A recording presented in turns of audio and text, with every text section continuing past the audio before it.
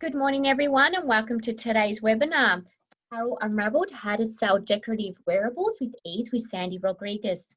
Today, you are listening using your computer speaker system by default. You'll have the opportunity to submit questions to Sandee by typing them into the questions pane on the control panel. You may send in your questions at any time. We will collect these and address them during the Q&A session at the end. Sandee Rodriguez is a wife, mum, trainer, entrepreneur, and wearables guru. Since 1991, her branding and marketing company, D&S Designs, has been promoting client businesses using screen printing, embroidery, promotional products, websites, and social media marketing. Sandee is also an Evernote certified consultant and a Fix This Next certified advisor. As a small business coach and professional problem solver, she specialises in first identifying the most impactful changes needed, then helping small business owners execute their plan to grow and scale their businesses.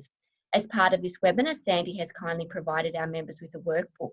I hope you all have printed it out, scanned through it, and have it in front of you as the class begins. I will now hand this over to Sandee. Hello, and thank you for taking the class today. I'm Sandee Rodriguez. I'm going to hopefully help you crack the code of selling branded wearables in the class, Apparel Unravelled. And as Ida noted, I did provide a workbook for you to take notes, and you'll find some action steps in there as we go along as well. I am actually a degreed teacher, so I have the opinion that we learn better if we take notes and that we follow up our learning better if we take actions after we learn it. So that's why you have a workbook. The other reason is it's handy to have this as a reference for you after the webinar. Then you don't have to go watch the webinar again if you want to just look up one thought. So let's start with a basic premise. A lot of promotional products distributors feel that they cannot sell wearables, but I want you to know that you can be successful at selling wearables to your clients once you have more knowledge. So let's move along here and talk about what are we going to go over today. I'm just going to give you a little brief background on who I am. Then we're going to talk about the different apparel categories.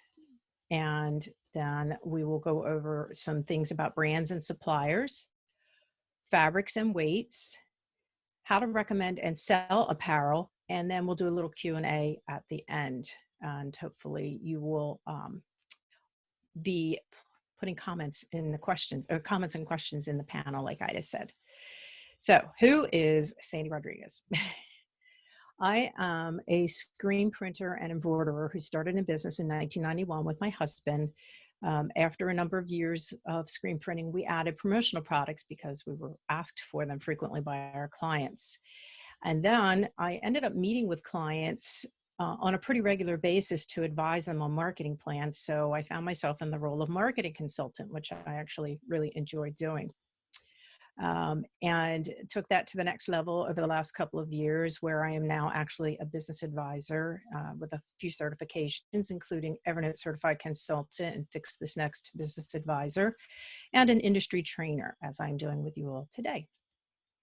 So I'd like to ask everyone a question.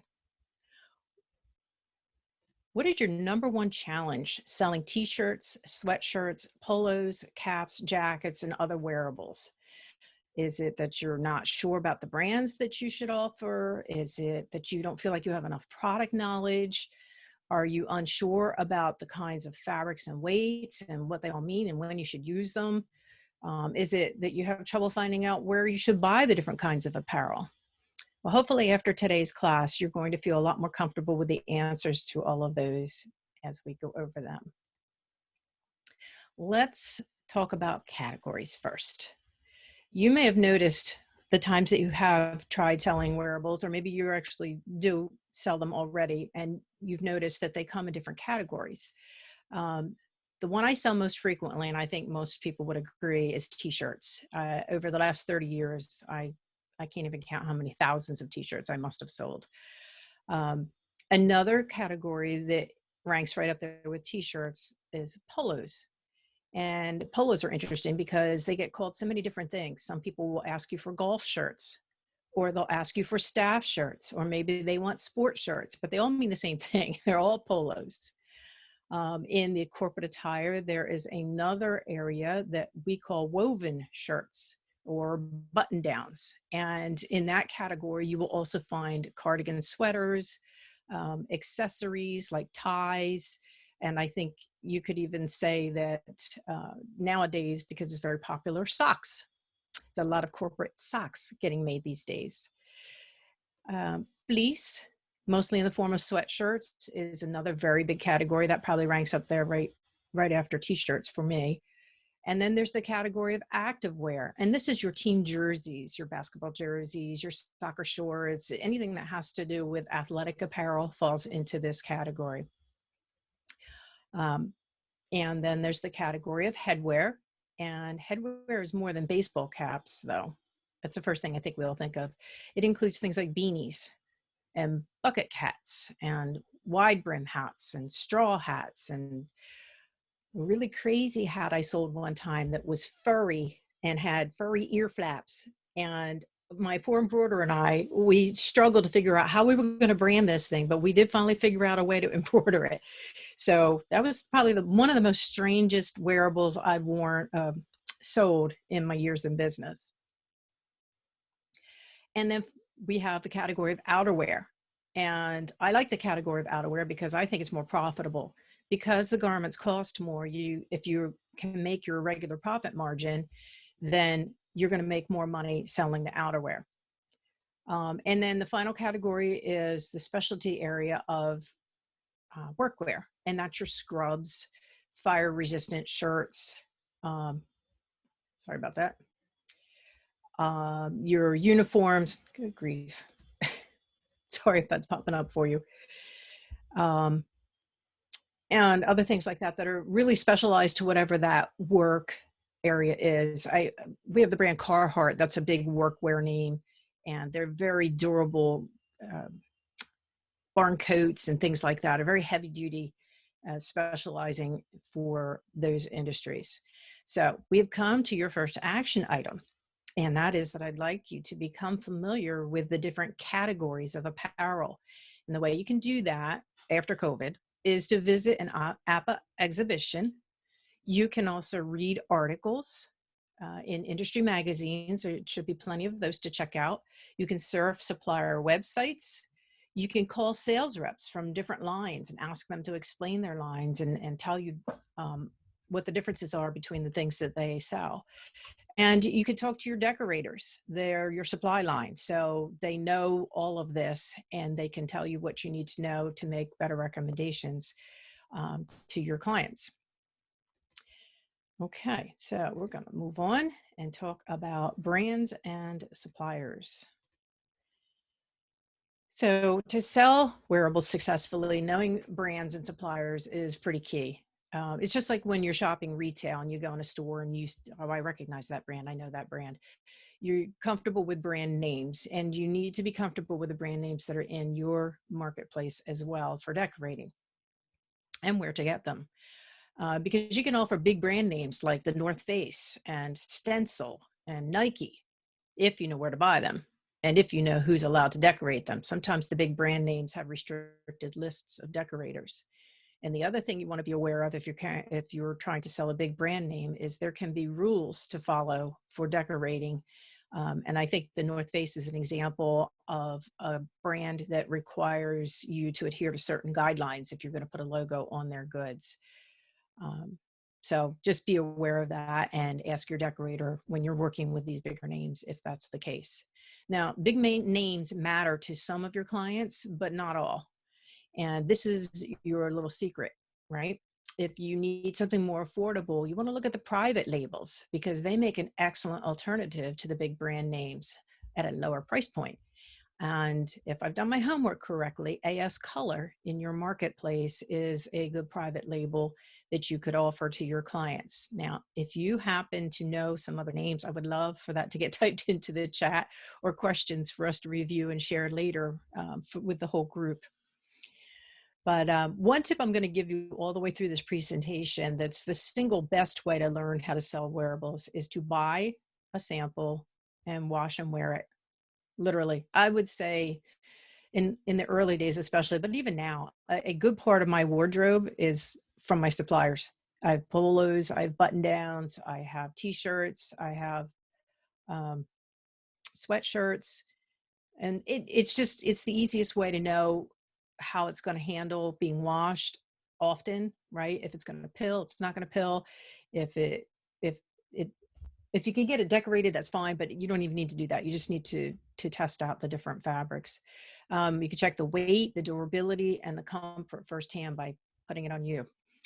So here are some of the brands as I was working through learning about your marketplace. You may recognize some of these. They were all new to me, with the exception of one, which I don't have, but that's PVH Phillips Van Heusen. That's a brand that I'm aware of. But these are all names that you might want to become acquainted with. Okay. Let's get into the suppliers. It's great to know about the brand names, but you need to know where to buy them and which of your decorators offers them. So you have a lot of apparel suppliers, and I would make a recommendation that is, if you're just getting started, I would learn about your bigger suppliers first. And what I mean by bigger isn't that they have more stuff, it's that they have more lines. In other words, they carry t-shirts and sweatshirts and hoodies and warm-ups and uniforms and sweaters. And in other words, they have a lot. It's like a department store, right? And I'm going to give you a list, and I promise I won't go fast here because I know I made you have to write all these in. But these are some of the larger suppliers that you might want to check out. You've got C3 Apparel, you've got C-Force, there's Legend Life, Sport Leisure, Sportage, and Fashion Biz. And a decorator I talked to in Australia said that Fashion Biz was one of their top suppliers. So you get to know these different suppliers' lines, and you see them at APPA exhibitions, and you can start to get a feel for who you need to go to depending on which kind of products you need. And then you have more niche suppliers, and some of those specialize just in athletics, like your CG Sports and Team Feet Socks and Summit Sport and Expresswear. And some of the athletic suppliers will even go beyond wearables. They might carry soccer balls or basketballs. It's getting stuck on all the different sports. And they might have the specialized shoes. And what that enables you to do, if you wanted to get into that space, is to expand your offering beyond the wearable to more team outfitting, right? So you can bring a little more to the table to your different clients. Then we have an even narrower group of suppliers that specialize in a specific niche, like Trend Corporate. Trend Corporate is about ties and scarves and corporate uniforms and socks. And they don't get into t-shirts, right? This is just where they serve. And then you've got Agmar Workwear, who specializes in high vis and rainwear, the brand Bluey jackets and workwear. And if someone would tell me what Bluey is, that's clearly not a brand I know. I'm just curious. I didn't have time to dig deeper, but maybe it's your comparable version of what I call Carhartt. Then you've got PVH Australia, which is a global brand of all kinds of big fashion names like Calvin Klein and Tommy Hilfiger and Pierre Cardin and Body by Nancy. So if you need to get those kinds of names, then you check out PVH Australia. Then you have Premium Apparel, which specializes just in outerwear and high vis wearables. And then NCC Apparel, and they're all about healthcare and medical. So like your scrubs, hospitality, so restaurant wear, hotels, that kind of thing, and fire retardant. So it helps to know the different kinds of groupings of suppliers. There's one more that you might find yourself getting into, and that would be your headwear suppliers. Now, most of us as promotional products distributors can get these through big companies like Bullet Line, but it helps to know about companies that just do this. So you've got a Kubra and Headwear 24 and Headwear Stockist. And what's cool about learning about your marketplace was I discovered a Kubra. And if you don't know who they are, I definitely encourage you to look them up on the web and read their story, their family story. It's very interesting. Occasionally, and I don't know if this happens for many of you, but for me, sometimes people ask me for USA made clothing, particularly the unions. They want everything to be made in the States. You may run into that, and if you do, and you're in New Zealand, you're in luck, because that Litchfield brand is New Zealand made. So there may be some others. If anybody knows of others, again, if you would share in the Q&A section, that would be fabulous. Then there are also some other really specialized companies like Glow Weave. All they do is corporate attire, nothing else. And Lafitte, who does nothing but socks. If I'm hoping saying that name right, and if they named it Lafitte, that's very clever. And that brings us to action item number 2.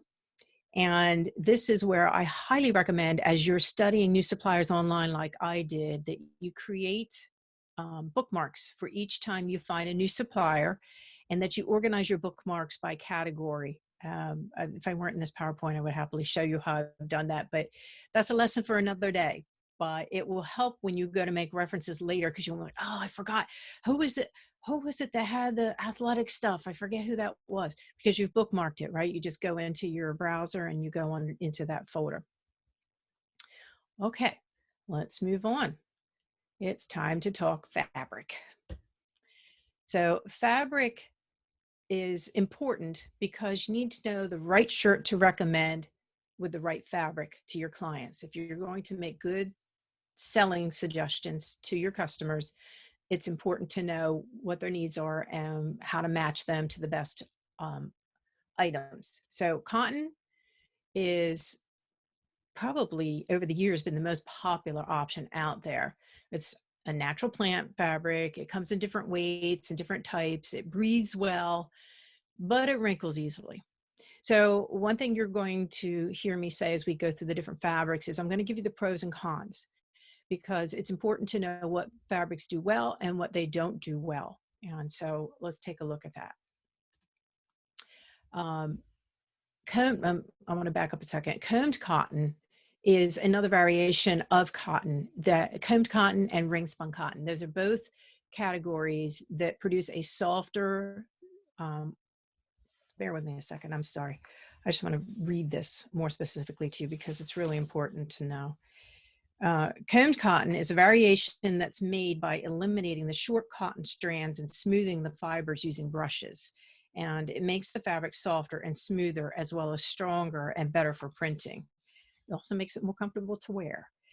Then we're going to move to modal. Now, this is a cellulose fiber that can be found made by spinning reconstituted cellulose, often from beech trees. It can be dyed just like cotton can be, and it resists shrinking and fading. Excuse me. It's lightweight, it's soft and smooth, but it stretches and pills.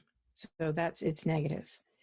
Then we've got polyester, and this is a man-made fiber that can be found in what feels like endless configurations, especially today. And polyester is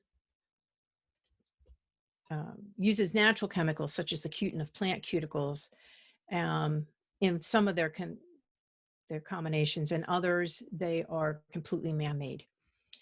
Now, some garments are like performance shirts are 100% polyester. Others are blends of polyester with other kinds of fabrics.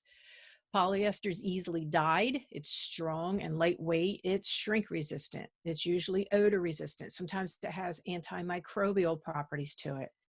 Some of them have UV sun protection built in. That's a good thing if you're trying to sell it to a client who's got people working outdoors in the sun.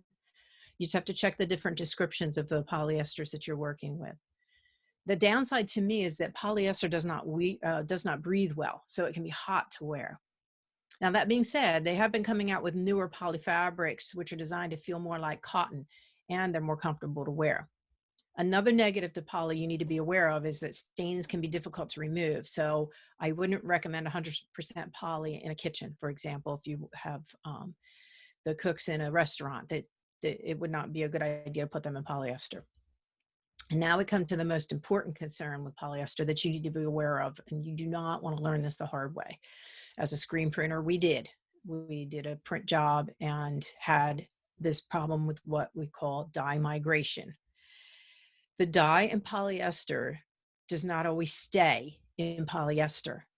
It sometimes migrates out into the ink that's being printed on it. So it moves from the poly into the light colored screen print ink and changes the color of the ink. Now this happens particularly badly in red, brown, and purple fabrics. They bleed, it's the other word we call it, they bleed the worst, turning white ink pink, literally. And it's not just that. But 100% polyester can do that the worst, but even blends can bleed. If you do a 50-50 red t-shirt and you put white ink on it and it's not printed properly with a white underbase that blocks the migration, you will end up with a pink imprint. I did purple team jerseys one year for a polyester for a robotics team. And they came back and said, how come the ink is light purple now? I was like, oh shoot, we had dye migration. So just be aware of it and be careful with your suggestions when you are selling fabrics that are either 100% poly or are blends.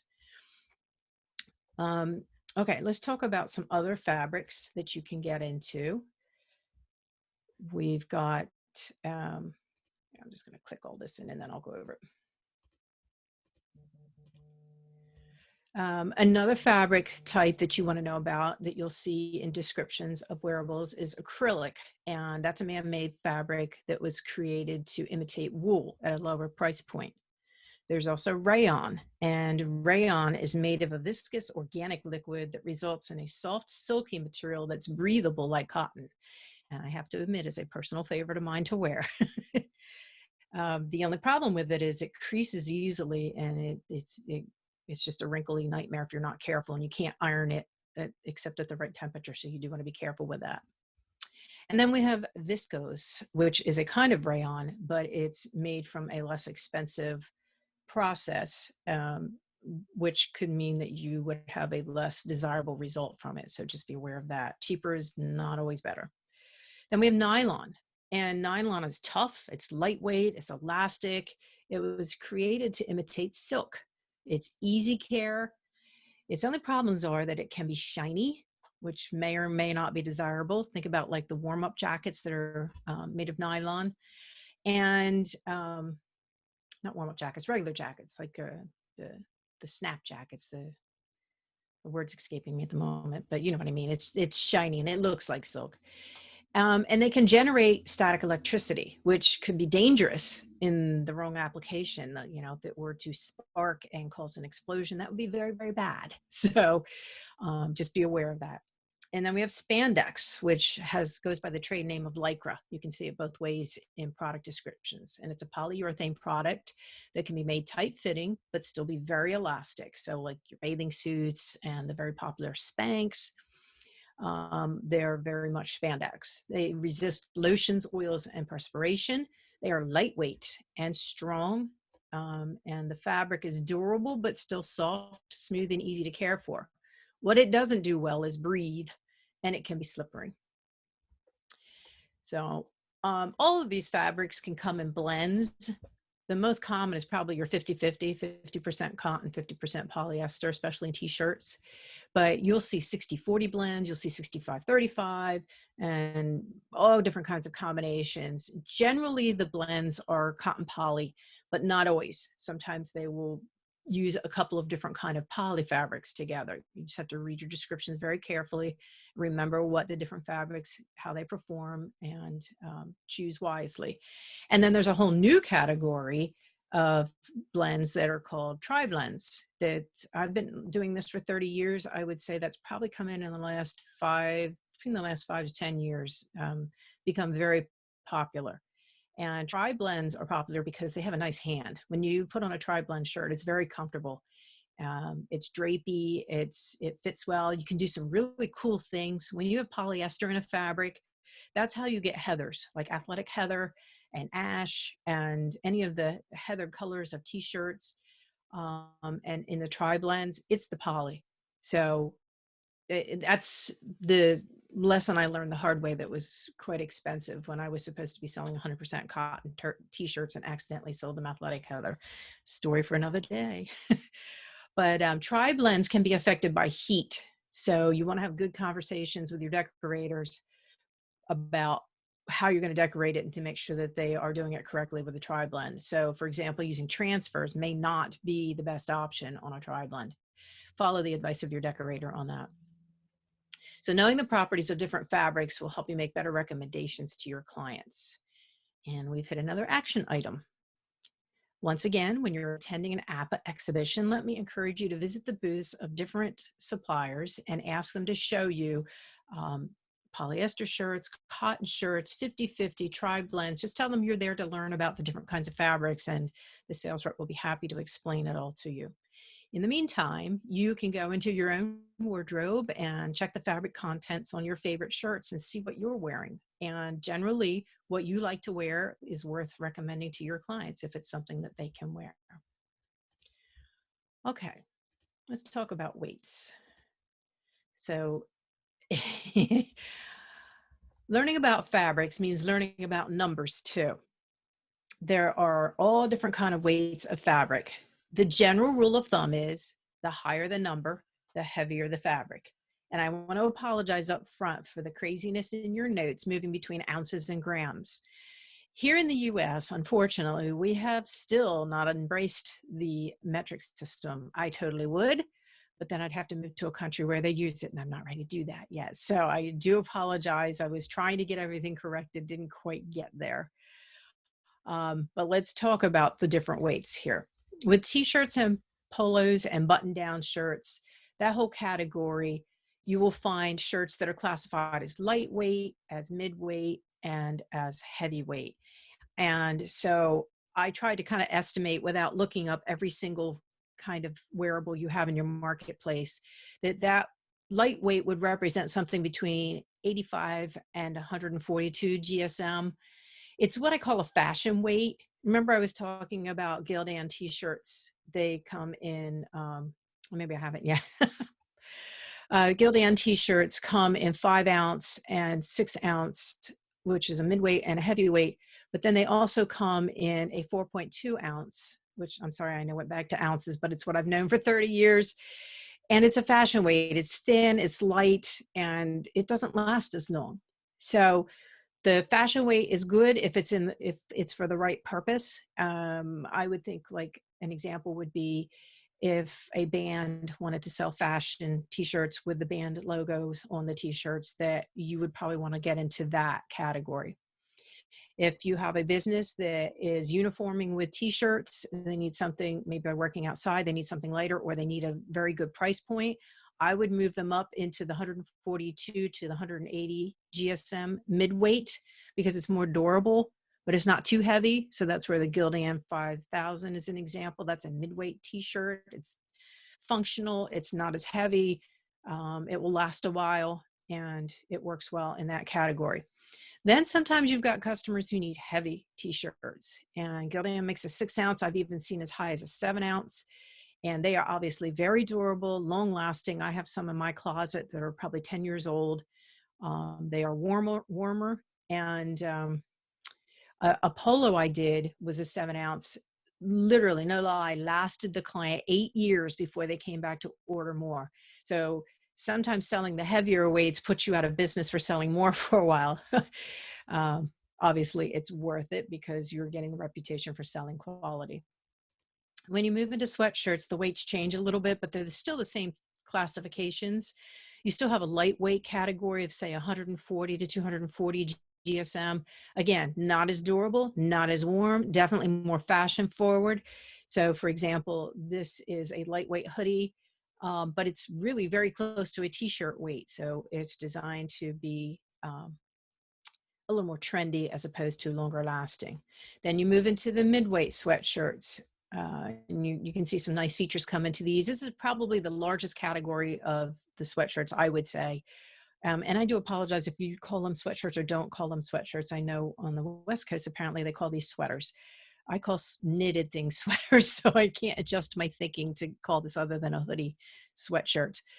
But this, I sell tons and tons in this mid-weight. It's good indoors, it's good outdoors, it's warmer, it's affordable, it's comfortable, it's durable. To me, it's like the perfect weight. But then I do have clients who have people who work outdoors. They are landscape companies and they get cold and they want to just throw a good heavy hoodie on. So then you get into the 270 GSM and up, cross weaves and things like that that are much heavier, much warmer, and usually more expensive. Then there's that last category of fleece, which is literally fleece. It's the soft, fuzzy kind when you touch it, and it works the same way. The higher the number, the higher the GSM, the heavier and warmer that fleece will be. So for your outerwear, it works the same way.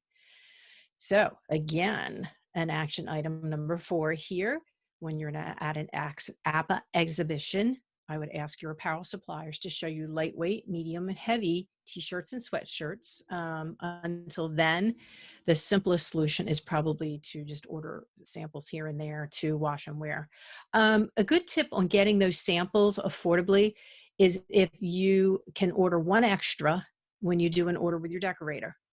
And then you're getting it at the wholesale price and even getting a decorated sample if you want. Or I have even been known to tell my decorator, listen, there's going to be samples in that box just for me to try out. Can you please just leave them in the box and I'll get that from you separate from the order, depending on whether or not you're drop shipping or your decorator is local and all those good parts.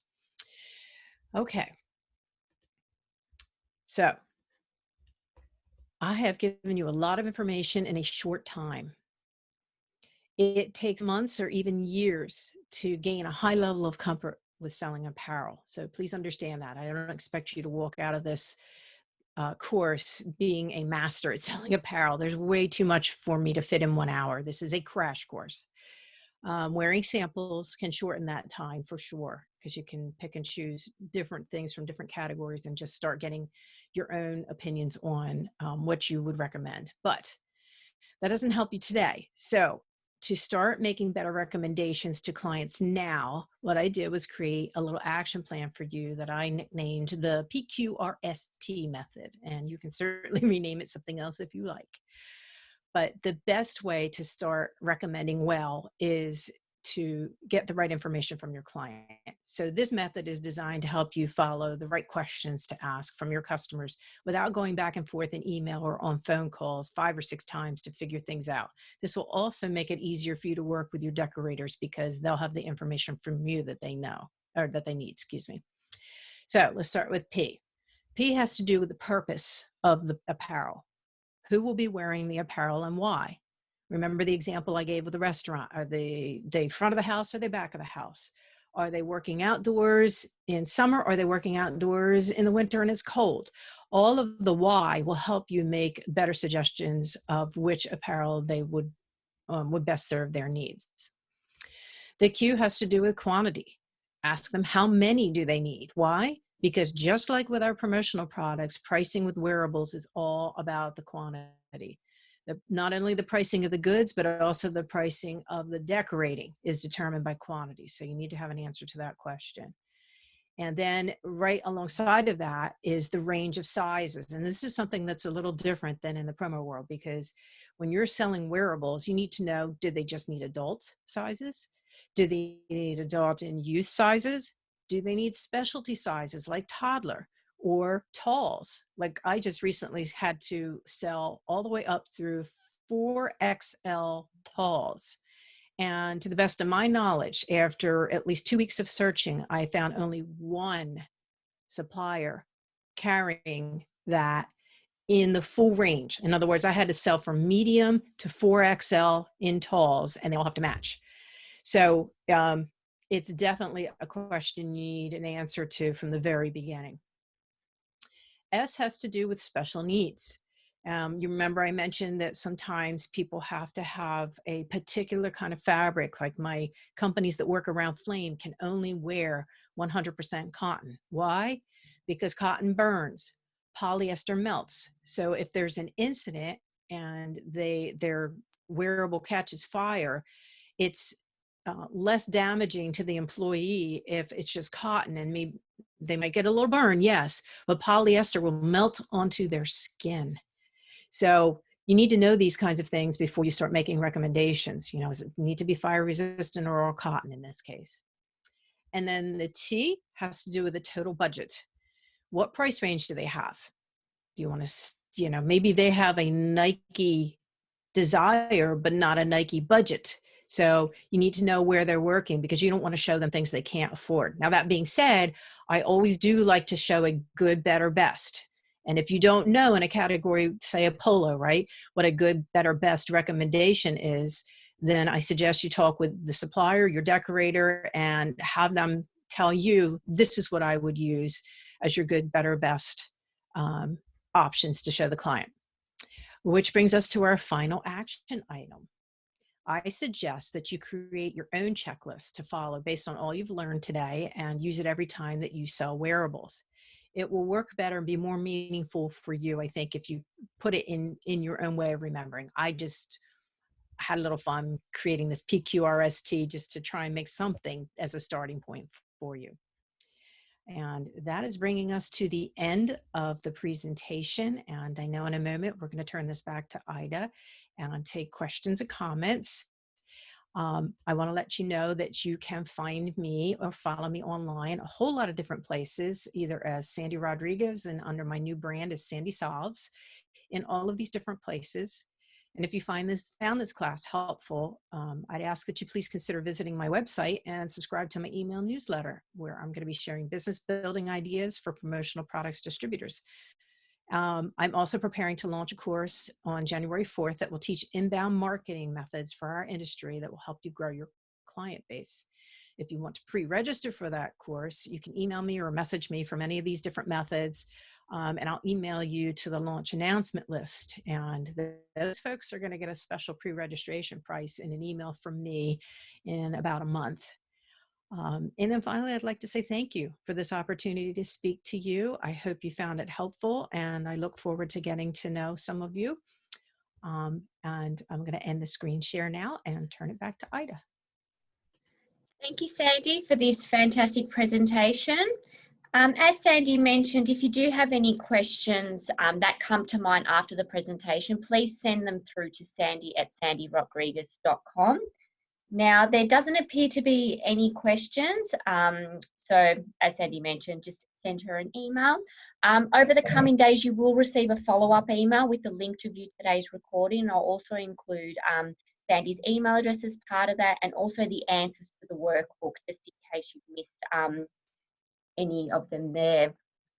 So thank you very much, Sandee, again. On behalf of Sandee Rodriguez and APPA, thank you to all our participants in joining us today, and I hope you all have a great afternoon. Thank you. Thank you once again.